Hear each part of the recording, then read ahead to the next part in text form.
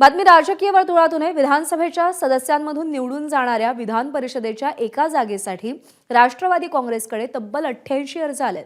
लवकरच पक्षाकडून पुन्हा कोर कमिटीची बैठक घेऊन एक नाव अंतिम केलं जाणार असल्याची सूत्रांची माहिती आहे। अजित पवार यांच्या उपस्थितीमध्ये काल राष्ट्रवादीच्या वरिष्ठ नेत्यांची बैठक झाली। या बैठकीला प्रदेशाध्यक्ष सुनील तटकरे, दिलीप वळसे पाटील, धनंजय मुंडे, प्रफुल्ल पटेल उपस्थित होते। विधान परिषदेसाठी एकूण 5 जागांवरती निवडणूक होतीये। यामध्ये भाजपच्या वाट्याला 3 आणि शिवसेना राष्ट्रवादीच्या वाट्याला प्रत्येकी 1 जागा आली आहे। राष्ट्रवादीकडून झिशान सिद्दीकी, आनंद परांजपे, सुनील टिंगरे, सुरेश बिराजदार, संजय दौंड, सुबोध मोहिते यांची नावं आघाडीवर असल्याची माहिती आहे।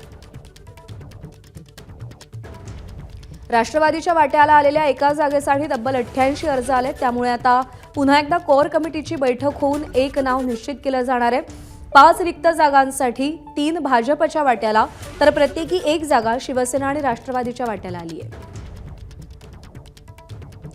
निलेश बुधावले आपल्याला या सगळ्या संदर्भात अधिक अपडेट देईल। निलेश, जागा 1 आणि अर्ज 88 कसा तोडगा काढला जाणार आहे आणि कुणाची नावं आघाडीवर आहेत?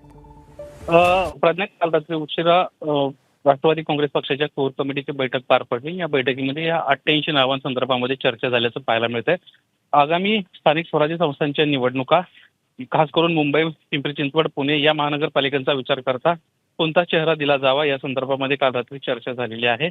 एकूण 88 अर्ज फक्त एका जागेसाठी आलेले आहेत आणि राज्यपाल नियुक्त जागेचा जर आपण विचार केला तर दोन्ही जागेसाठी मिळून जवळपास 100 पेक्षा जास्त विनंती अर्ज सध्या पक्षाकडे आलेले आहेत आणि प्रत्येकानं आपल्याला आमदारकी मिळावी यासाठी प्रयत्न होताना या ठिकाणी पाहायला मिळत आहेत। येत्या 2 दिवसामध्ये पुन्हा एकदा कोर कमिटीची बैठक होईल आणि त्या बैठकीमध्ये या नावांवर कुठेतरी शिक्कामोर्तब होताना आपल्याला पाहायला मिळणार आहे।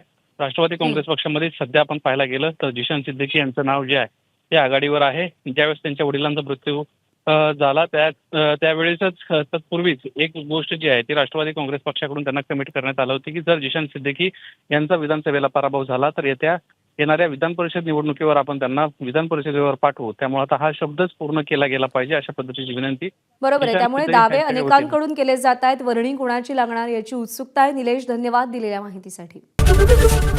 एबीपी माझा, उघडा डोळे बघा नीट।